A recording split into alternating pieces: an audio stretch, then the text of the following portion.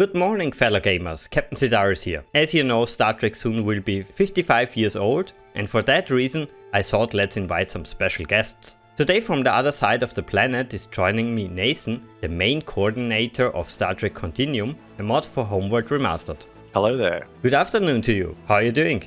Not too bad. It's early evening here, we've got 22 degrees, mostly cloudy. It's not bad for a Sunday. Oh, I envy you. But I would say let's go straight to the main topic. What was your first contact with Star Trek? I had a friend when I was in primary school. His father was quite into it. So I was introduced in the last few seasons of Next Generation, if I recall correctly. Actually, my friend, on his 10th birthday party, that there was I think I still got the old invite somewhere, but it was a special viewing of TNG All Good Things. A viewing party in a cinema, or was it a private stuff? No, they taped it. TNG had finished in a week or so before his birthday, and they had a TV with the VHS tape of the episode as the star point for the party. Oh, not bad. That sounds really nice. I'm curious also a little bit. Was the broadcast of TNG simultaneously to America, or was there a big delay? I would assume that we got it a lot later than the States. Most of the television in Australia, even up until the last few years, has been lagging behind the US. Like when Game of Thrones was coming out, we were the number one country pirating Game of Thrones just because they were so slow bringing it out. Really, that's still a problem. Unbelievable. I would have thought that since all the stuff is in English, Australia would be quickly to get that stuff and not so late. No one really thinks about Australia as far as distribution is concerned unless they can gouge us some extra money for it, the old Australia tax. Is this the same with gaming? Yes, software and gaming are one of the things that are actually quite still heavily affected by it. There was a royal commission into the Australia tax, I think a few years ago actually, and they had some people from Microsoft and Apple and a couple of other companies front up to say, so why are these digital products that don't cost you anything to distribute to Australia, because we now have this thing called the internet, why do they cost more here than in the US, more so than the exchange rate can cater for? And it didn't really change anything, but everyone was happy that they got pinned to the wall with those questions. Yeah, you would think after ditching all those boxes and heavy manuals, games would be cheaper. But they aren't, especially on Steam. Well, there's a lot more going into development of games these days than there was before. For example, the cost of a new game 5 years ago was about $80 or $100 here. It's now, for the PS5 and the Xbox Series X new games, they're bumping up to about $120. Oh, holy cow. It's not cheap to be in Australia. I can imagine now. Talking about Star Trek games, what did you play in the past, or what do you play still? Mostly, at the moment, I'm playing Star Trek Online for the Star Trek games. Quite enjoy the whole build management, trying to get some more damage per second out of my ship. But that's not where I started. I didn't join Star Trek Online until very late. The first Star Trek game I got was Empires at War, Starfleet Command 2. I remember we got that from, I got the box still. Got it at Harvey Norman for a birthday one year. Later on I got Star Trek Armada, Star Trek Bridge Commander, all the old Activision classics, and kind of got hooked from there. And what would you say was your favorite? Bridge Commander was my favorite, which is probably why I caved and went and tried Star Trek Online despite it being an MMO. A good answer. I also think this is the best Star Trek game ever. Yes. Especially with mods. Oh yes. We can only hope that the rumors are true, that we get the good old Activision titles back. The GOG guys updated the cover art recently with the current logos of CBS and Co. And that's a good indicator that they are releasing that stuff soon. We can only hope.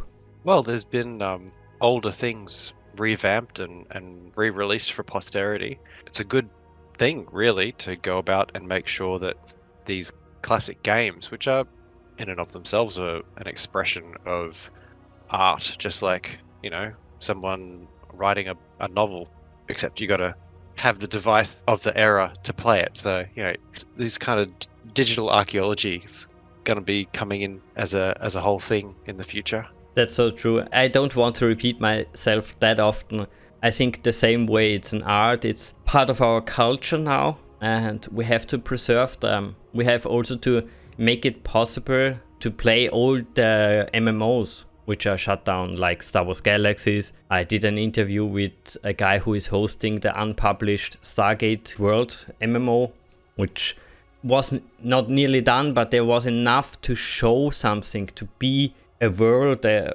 cultural experience, basically. Yeah, I was quite disappointed to hear that wasn't going to go ahead. Yeah, as I mentioned in that video, it's the curse of the franchise. There will never be a good Stargate game because if you announce it, it will be shut down at some point. There must be something in the works because of all the cease and desists that were handed out to the Stargate community. So we can only hope that that's something that's worth it when the time comes. Oh, you are also aware of those?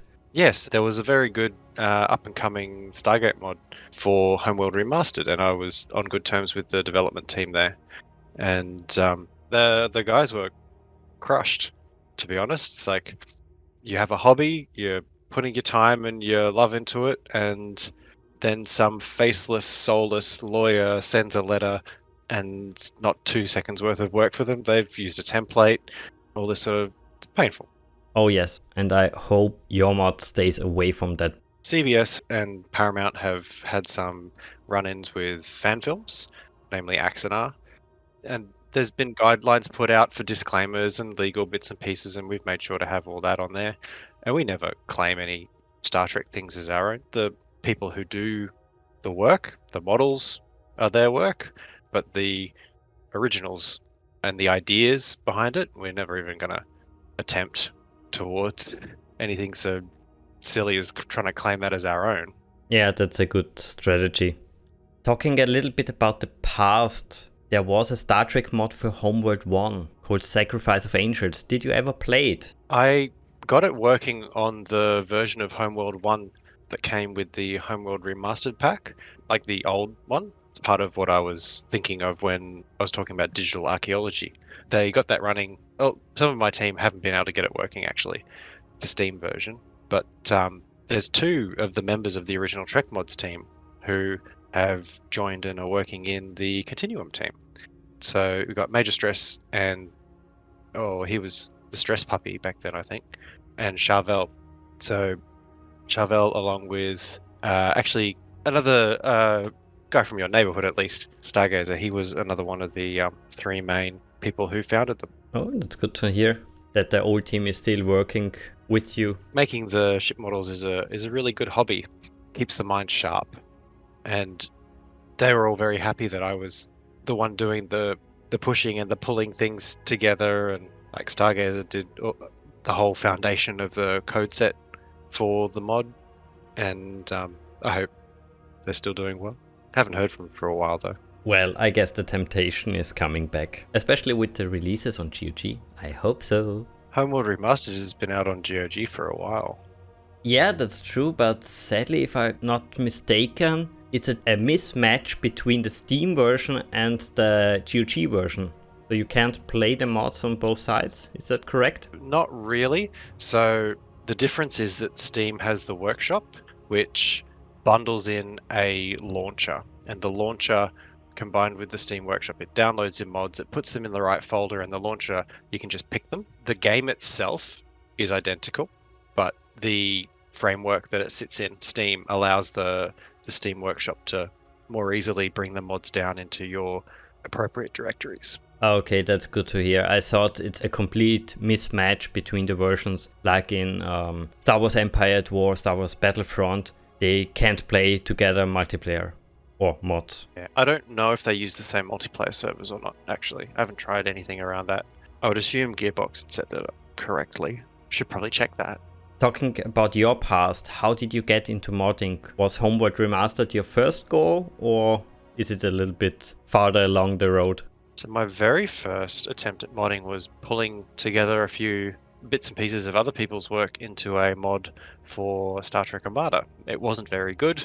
I spent most of my time trying to contact people to say, hey, can I use this? Like for models and some scripts and bits and pieces like that.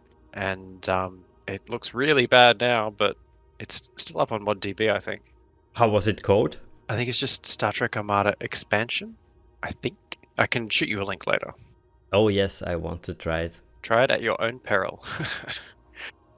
No problem. I'm a data hoarder, so I want to have everything Star Trek related. Or sci-fi related in general. That's a noble cause.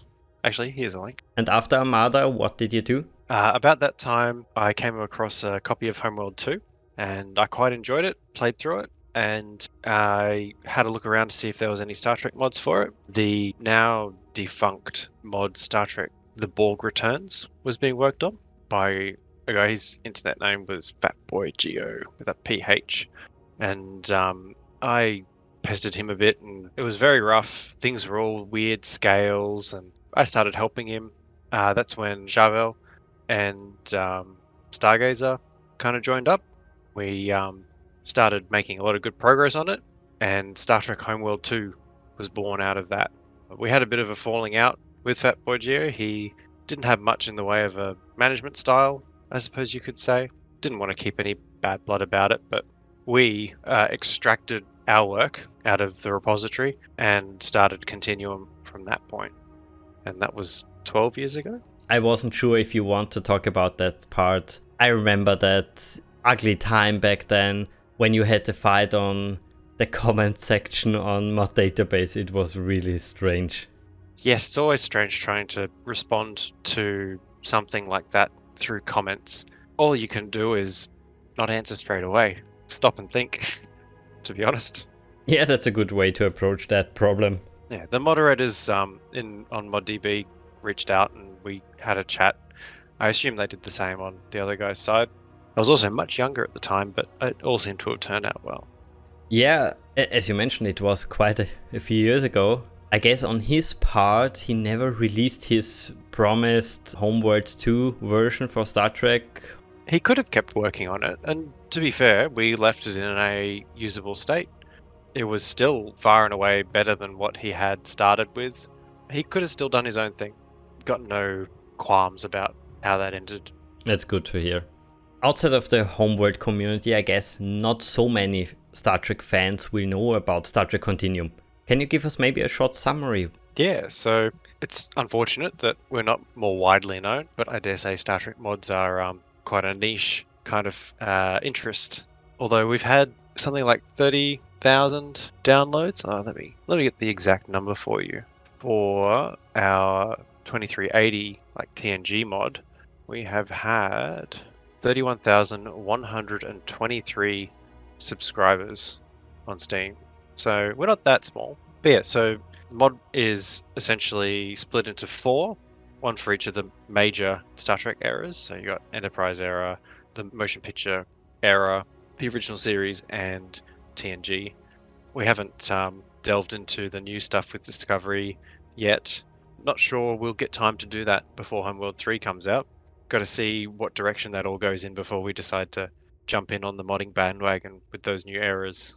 Was the separation of the different ages an engine restriction of Homeworld or just a design decision? It was an engine restriction, actually. So the mod has a 32-bit limit. So the largest repository file size you can have is 2 gig.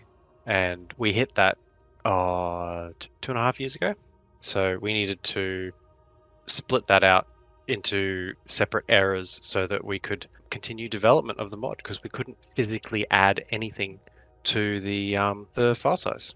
Okay, that's really sad. I would have thought they would increase it from 32 bits to 64 bits. It would have been good if they'd done that.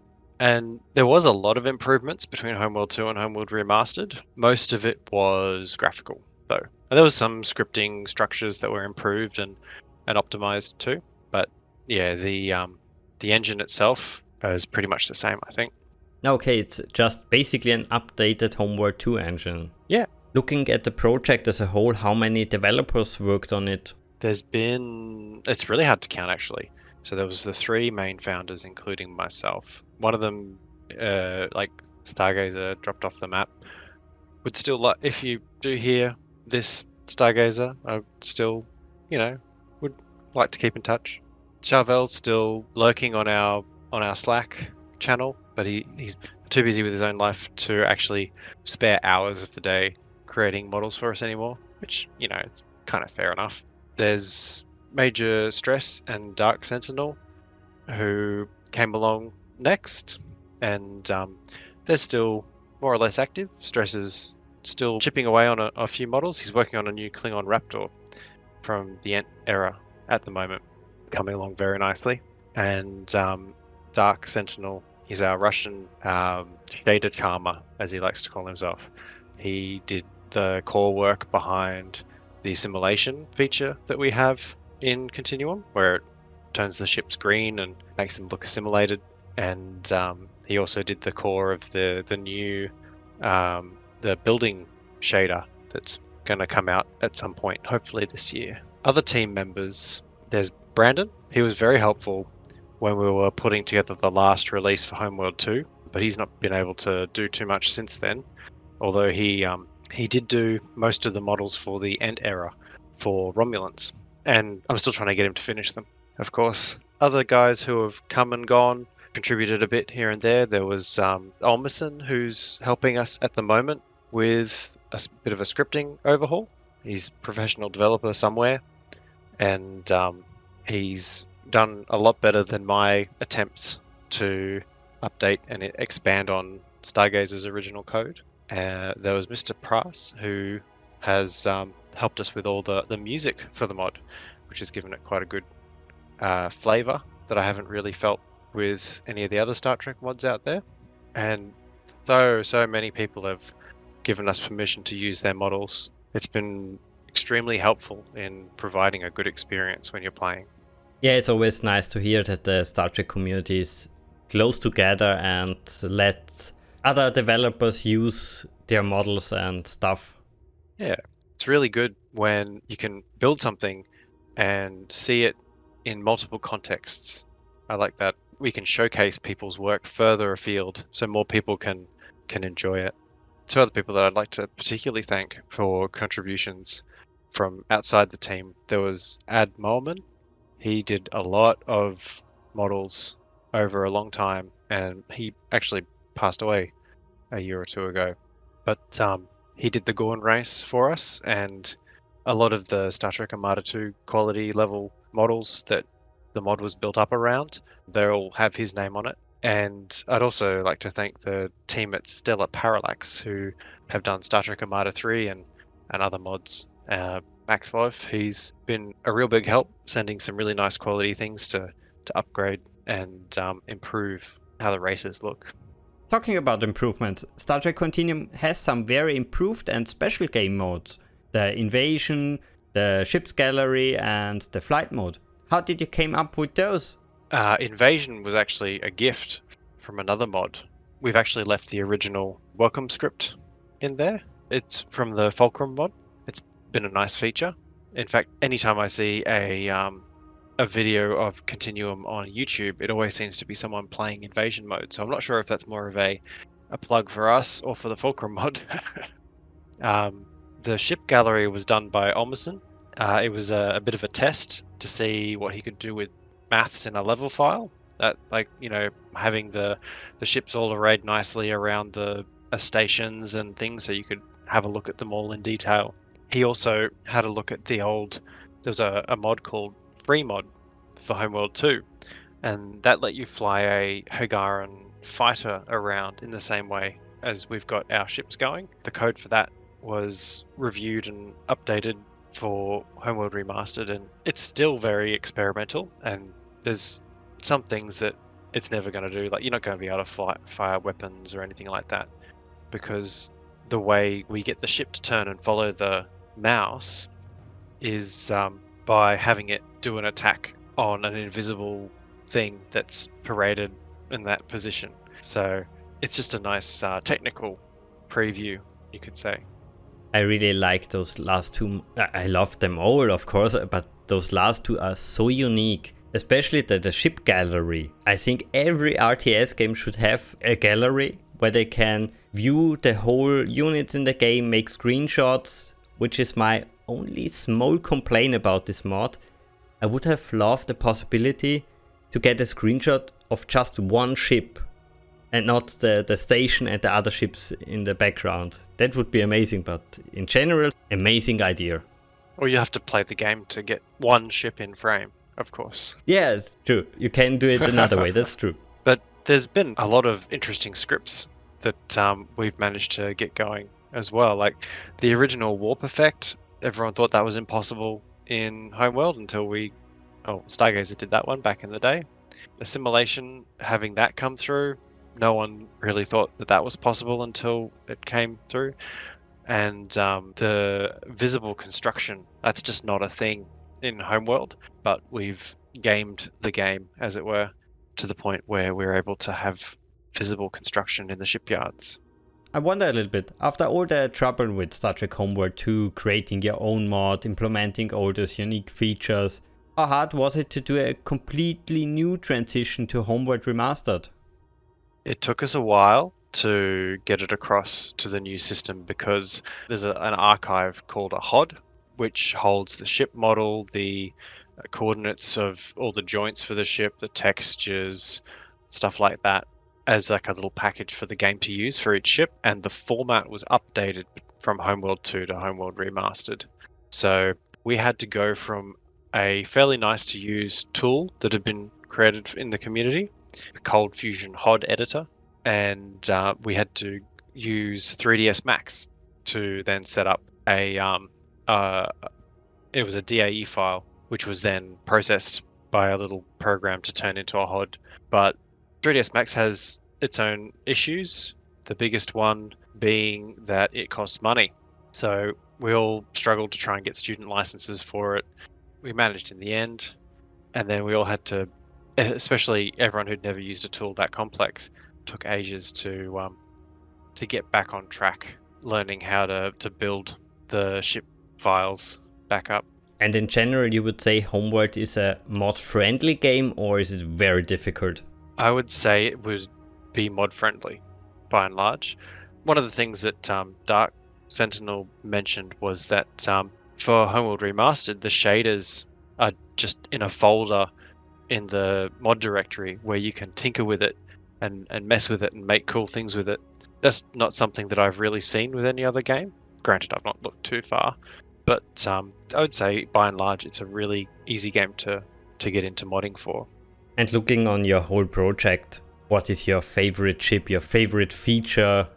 My standout favorite is the Prometheus and the multi-vector assault mode. It's a little janky with the separation, unfortunately. We haven't been able to get it completely smooth, but it's the closest to a true multi-vector assault mode that I've seen in any game. It's better than the one in Star Trek Online, honestly. Well, Star Trek Online is a completely different game design and one I don't always agree to, but it's okay. Well, they have your other vectors come in, like fade in and then fly in, and there's a set animation and the ship joins up. But we actually have the pieces come from wherever they've gotten to, come back to the ship and join. So I think that's a more visually appealing approach. That's definitely true. Having such a large project, especially over so many years, I guess there were many features which didn't make it into the product. Of course, of engine limitations, or they were too complicated. Could you maybe name us a few? The biggest one actually encompasses several attempts to add something to the engine. Actually, it's real shields in Homeworld. There's some half measures for shields, and there's a defense field, which is like a bubble, but you can't change the shape of the bubble. And we've recently found some issues with the current shield system that is deployed in the Steam version of the Next Generation mod. It's doing damage to the ship that's firing. It's not really that noticeable, but it'll have subsystems get damaged off the ship. So you'll have a nebula with like a sensor dome on top, and after it starts firing for a bit, the sensor dome will just vanish because it's been damaged. Shouldn't do that. And the other issue is that the non-penetration effects, which we were using for the shield effects of the weapon, they would show at the point of fire, which essentially gave you this weird blue mist kind of look from the base of the weapon firing point. It's just very unsatisfying. So we're in the process of rolling that back to be in line with the earlier era mods as well. And in general, you would say you are quite happy with the product? I don't think I'll ever be happy with it, but that's what makes it a hobby. Really? I'm proud of what we've been able to do with it, but if I'm ever happy with it, I'm pretty sure you'll never see me touch it again. Okay, that's a little bit unexpected. But let me tell you, you can be very proud of this baby. It's amazing, especially the invasion feature. I played for hours sometimes. It's beautiful and engaging. Thank you. We've done some huge improvements to maps and lighting in the last little while. You may notice that the invasion map is a bit glary. That was because of a bug with the map being loaded twice, so the light's twice as bright as it should be. That's been fixed. There's also 2 extra invasion map backgrounds that you can pick from too. We're hoping to flesh those out a bit. Just a random thought. You mentioned that you played Star Trek Online. In an early mission in the Romulan arc, there's a guy who tells you every time he's outside, it's too bright, it's too bright. Yes. You should include that into that map. It was a Riemann. It was a Riemann, yeah, exactly, yeah. I replayed it recently because they've had those special recruitment campaign things where you get extra bits and pieces. It was a Romulan arc mission and you save him from this arena. Exactly. It was Colosseum, yeah. That's it, yes. Also looking back at the whole project, what would you say was the biggest and best learning experience? What can you take with you? Well, my current career is actually built on the back of me learning how to do coding for the mod. It's like I'm working in IT, doing a few bits and pieces, but it was tinkering with the Lua code that taught me the concepts of coding. I made a real career out of it, and while it's not a game development career, everything I've learned I've been able to reapply elsewhere, especially trying to get hobbyists to come to the table and get something done. Yeah, management skills. That's it. We talked a lot about the past, but what about the future? What can we expect from this mod in the future? Well, we're intending to do another release this year with Olmerson's scripting overhaul. It should perform a lot better on all machines, really. The new maps, backgrounds, better lighting. We've got a whole bunch of ship model improvements that are going in. The bugs with the shields will be resolved when I finish going through the tech debt for that. Oh, and the main new feature for the intended release this year is actually going to be visible ship construction in shipyards. So at the moment, they just pop in and fly away, but you'll be able to see them build in once we do the new release. Oh, I like that. Yeah, that's all working now. We're just, we've moved on to other bits that we want to fix. I'm really looking forward to that, especially the building part. I think was always the most amazing stuff in Star Trek Armada. Seeing for the first time a starbase being constructed, that looked really nice back then, and I like when games do stuff like that. We still got to figure out how to make it look like there's construction bees going around doing stuff, but it already looks pretty good. Moving away from your amazing mods, talking a little bit about the future of Star Trek gaming in general, what would you think should a new Star Trek game feature, or what would you like to see in it?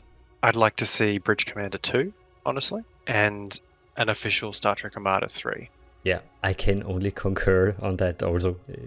Yeah, there's not too much to say on that. It's just quite straightforward and simple. That's true, but on the same note, I would like that they combine a few things. I guess many Star Trek players would like a combination of Bridge Commander and the shooter Elite Force. Well, that's kind of what they've got with Star Trek Online. Yeah, on a clunky way, you have to admit. Oh, it's no need to admit. It's an observation. Yes, it is clunky. Honestly, the entire ground side of Star Trek Online could be scrapped and replaced, and that would vastly enhance the entire experience. Although, to be fair, their space game is pretty good. That's true. Totally true. But in a new game for post 2021, I would like something like the game Pulsar. I don't know if you ever played it. It's a game where you have a crew of max 5 people on your ship. You have a helmsman, a tactical officer, an engineer, and you can go down to the planet. You can capture enemy ships. So it's really a corporate game and an exploration game. You can just pick a star, fly there, there's a planet, go down there, discover a derelict ship, explore it, find an artifact, include it into your weapon system, stuff like that, which are really missing today, those explorations of games in general. Yeah, I've got the page up having a look at that now. I did not know it existed. It looks good. It's an indie development team, but they did an amazing job, and it's much better than the Star Trek Bridge Crew we got a few years ago. Oh, yeah, I've tried to play that. You can't do it alone. And it's just a tech demo. It's nothing special. They have a few missions and that's it. Nothing like Bridge Commander where you have, for example, abilities with mods, of course, to eject the warp core, launch escape pods, beam to another ship, have millions of other ships in the game, from Star Wars to Stargate to Andromeda, everything you can imagine. Yes, that's true. But actually, another there was a mod, not a mod, an indie called Angels Fall First that had a very nice transition between space and ground combat. I think having a Star Trek version of that would be quite good. Yeah, I think that's more or less the future. Include different stuff, not make the same as we had. Move the gaming experience small steps into the future. Not repeat the same formula every time. Yeah, I'm looking at you, Call of Duty. Yes, that's called milking it. Oh yes. Which company does that in those days? I can't only think of a few hundred. I wonder, is there anything you need from the community? Is there any need for help in your project? There's always need for help, for new models, that kind of thing. There's a lot of units and bits and pieces that I've had like a wish list for, like concept art of a whole bunch of things that it's just got like a 3/4 view or something. It's not really great to pick up and model, but for things like Klingon fighters for the End era, like that one that crashed in the beginning of the very first episode in Broken Bow, there's like sketches and all that for it. It'd be good to have that. It was later turned into Goroth's ship, but it's not very common to have someone who can do the models and the textures, and the more of those wonderful people you have around, the better for your mod. The Parallax team, who did Star Trek Armada 3 and all the other very interesting Sins mods that they've been doing, they have been very lucky to have multiple people who do excellent models and textures. Just a bit jealous. I can imagine. There's so many amazing work out there and too little hours per day. Oh yes, that's true. So I would say this is the part of the video where we open the mic to you. Is there anything you would like, anything I forgot to mention? Oh, just thank you for the opportunity to have a chat and commemorate 55th anniversary of a franchise that has filled a lot of hours with very enjoyable hobby for me. I guess for all of us gamers. We can be lucky, especially if you're of the older generations, to have experienced such a rich franchise and modding communities. We spent way too many hours in each of those games. But I don't have any regrets. Right there with you, Solaris. Right there with you. Before I let you go, I have one more important question for you about Star Trek in general. What would you say is your favorite Star Trek series? I have to say that I like Deep Space Nine the best. It had a lot of challenges, like to the, especially society at that point in time. A lot of characters who were challenges to society, like Garrick just plainly wanted to sleep with Bashir the whole time, but no one could say that on television in the 90s. I thought that was quite funny. And how you have Dax exploring all of these quirks of being Trill and of having had, was it 7 or 8 lifetimes? And the arc of the Dominion War is an easy favorite as well. Yeah, the series was so much ahead of its time, and they did so many things much better and easier and smoother into some subjects. For example, the whole Garrick Bashir stuff, or as you mentioned, Dex. It was so natural. It was a fluid story. It wasn't the only corner piece of the story.